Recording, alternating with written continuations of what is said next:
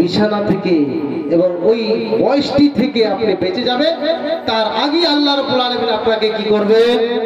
কবুল করে নেবে। কোন বাপজান শিখবেন বলেন তো? কে কে শিখবেন বলেন? হাত উঠান।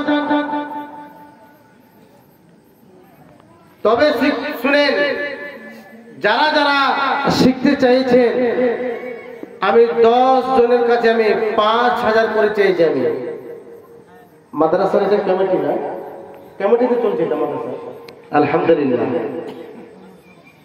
তো আমি এলাকা জীবনে আসিনি।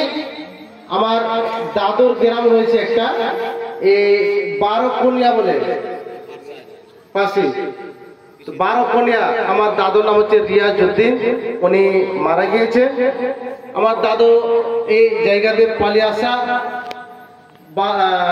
20 বছর আগে হবে, বেশি হবে, আমরা ছোট ছিলাম। তো ওই জায়গায়